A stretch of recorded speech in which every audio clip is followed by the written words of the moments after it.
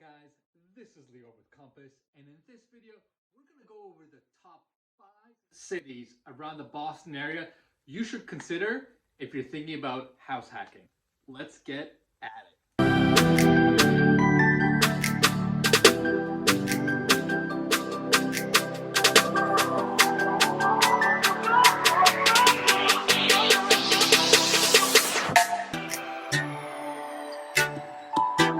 What's going on, guys? My name's Lior and I'm with Compass out of Boston, and in this video we're gonna go over the top 5 cities around the Boston area that you should consider if you're thinking about house hacking. Now, before we get into it, 2 quick things. Number 1, if you guys haven't already subscribed to my channel, smash that subscribe button below. That way you'll know every time I do new videos. And number 2, if you guys are even thinking about doing anything with real estate around the Boston area, I get so many calls from you guys asking me where you should move, where you should buy, what to buy, how to buy it. I love these calls. I get so many of them. If you have any questions, shoot me a call, send me a text, send me an email, whatever it is, and I will help you out. So let's get into today's content, which is the top 5 cities you need to be thinking about if you're thinking about house hacking, or really, they're really good for young professionals, young families in general. And the way I'm gonna rank these is by location within the Boston area, right? Like how good of a location they are. How, is it close to Boston? Is it close to transportation? From a lifestyle perspective, right? What is there to do? Is it a fun place? Because even though you were house hacking, you still want to live in a cool city, right? So you still want to make sure there's things to do. And then also by general affordability, right? So we're going to stick to markets where you can generally get 2 families under $1 million, because the Boston market can be very expensive. So that being said, let's go right into number 5, which is Malden. And Malden has been on the map for a while. It's been one of the hottest markets actually around the Boston area. And the thing I love about Malden, first of all, from a convenience and transportation perspective, you have the Orange Line, right? You have Malden Center, and you have Oak Grove. You can easily hop on the Orange Line and be in downtown within 15 or so minutes. It's not that far to drive as well from Malden to Boston. You can get downtown again within 15-20 minutes by car or by train. So overall, pretty convenient. Lifestyle, it's still kind of cool, right? Malden's definitely been up and coming, and there's a lot of new things that are really fun to do, especially for the younger generation. Malden Center has places like Bodeborg, which is like this awesome adventure course that I've tried and it wiped me out. You do have a brewery, right? You do have Idle Hands Brewery down there. And you're like I said, you're kind of close to Boston, you're close to Everett, which has a casino, you're close to Medford, so it's kind of really well located. Now, in terms of the real estate market, again, 2 families there, you can house hack, you can usually get them between, let's say, $650 and $800 or so. You can obviously get condos that are much cheaper than that, but it's a booming real estate market. They've got tons of new development, they're building lots of new apartments, lots of new commercial, and retail. So there's been a lot of movement in Malden, which has made it a really strong market, and that's why it's number 5 on our list. Number 4 on our list is Medford, right actually next to Malden. And let's get into it. So from a transportation and convenience perspective, Medford also has the Orange Line, which is the Wellington T-stop, which is right on the same line as the Malden Center line. Also, if you didn't know, Medford's going to have, they're building a new Green Line stop in Medford. So there's a lot of speculation about how that part of Medford's going to continue to rise up. So really convenient overall. Again, you're also about maybe 20 minutes or so from downtown, easy access to highway. So for young professionals working in Boston, working around the area, very easy to get in and out of Medford. From a lifestyle perspective, also really fun.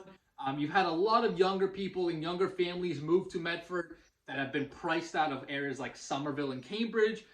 So you'll see a lot of new younger people in the Medford area. You're close. There's also other things to do. Yeah, you got the fells in the north, right, which are awesome for hiking, taking walks, walking your dog, whatever it is.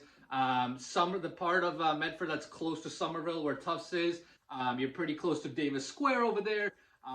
which and Davis Square is obviously very fun. And even Medford Center has little shops, restaurants, cafes. So it's kind of a cool little place that is super convenient. It's got the transportation as well. In terms of real estate, Medford's been a very hot market as well. Two families are probably, you're going somewhere around 750 and up. Condos, again, you can obviously get a lot cheaper, but the Medford market has absolutely been booming, and it's probably a little bit more segmented than Malden. So Medford, the part like I was talking about before, that's closer to Tufts and Somerville, is a lot more expensive. Over there, prices are much higher. Whereas if you go to the other side of Medford, which is East Medford, towards Malden, where Wellington is, prices there are cheaper right now. So there's, you can still get into a lower price and still be in Medford, which is cool. Plus, there's a ton of new development going on both ends. East Medford has seen a lot of commercial development. There's been and retail development. The part next to Tufts and the part next to Somerville has been getting a lot of residential development. You have a lot of luxury condo conversions there. So all in all, very, very hot market and a very strong one. That's a great place to live. Number 3 on our list is Waltham. So Waltham's kind of located more west than Medford and Malden. So in terms of transportation convenience, you're probably about 20 to 25 minutes away from Boston. So you're a little further away from Boston. Waltham does have the commuter rail, which attracts a lot of people that work both east, i.e. Boston, right? You can hop on the commuter rail and be in Boston. Also attracts some people that work west, right? A lot of people that work, towards like say Natick or Framingham, very easy access. You're probably 20 minutes away from those towns as well. So Waltham's and that's really been a reason why Waltham's been such a great place that's been really, really getting pricey very quickly. It's really convenient.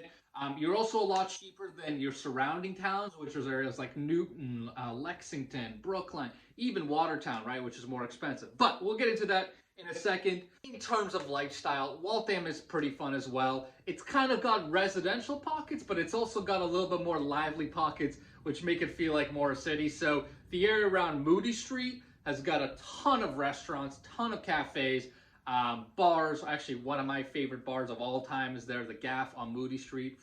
Great, really fun spot. You got other parks as well.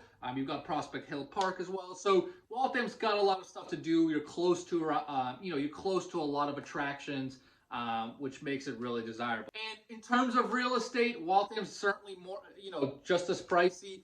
Two families can usually start around 650, 700 and go up, up to 8, 9, and even $1 million, depending on the size and condition. Obviously, you can get cheaper condos, but the market really there has been blowing up. You've had a ton of commercial, ton of retail, ton of office development there. You're starting to see a lot more apartment development as well.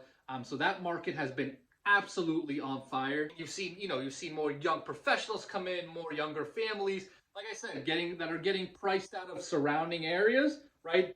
They're seeing Waltham as like kind of that middle of the road kind of market.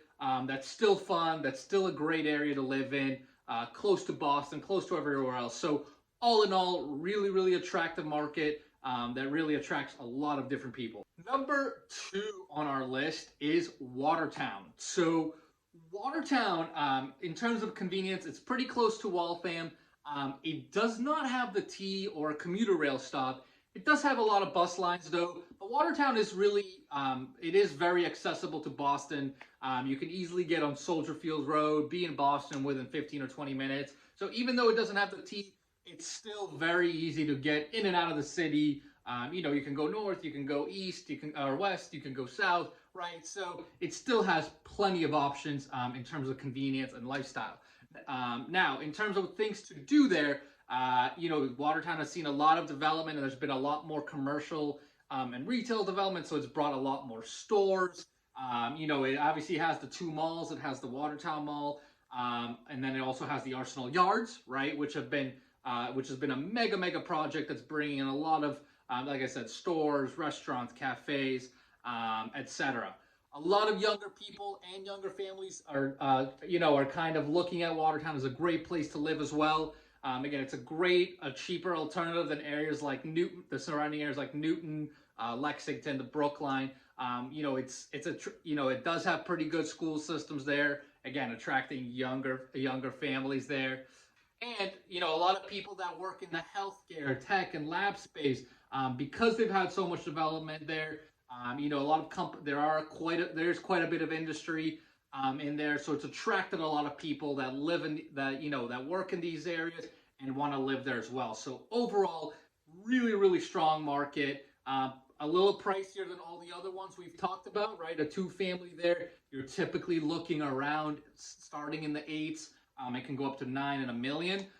So it's a little pricier, but it's become so desirable because of all the development that it really puts it at number 2 on the list. And finally, number 1 on our list is Jamaica Plain. And Jamaica Plain, in terms of transportation, is awesome. You've got the Orange Line there. There's a couple of stops there that goes right through Jamaica Plain and can take you right into downtown Boston. It is super convenient. You also have a green line. You have a very close green line stop, Heath Street, that can take you through Longwood and also into downtown. So transportation is absolutely fantastic at Jamaica Plain. In terms of things to do, there are a lot of things to do in Jamaica Plain. You've got you got places like Jamaica Pond, which is absolutely beautiful. You'll see so many people walking and hiking around there when the weather's nice. You've obviously got the Arboretum from Harvard University, but you also got other fun things. If you walk down Center Street, you'll see a ton of very unique and niche restaurants, cafes, non-chains.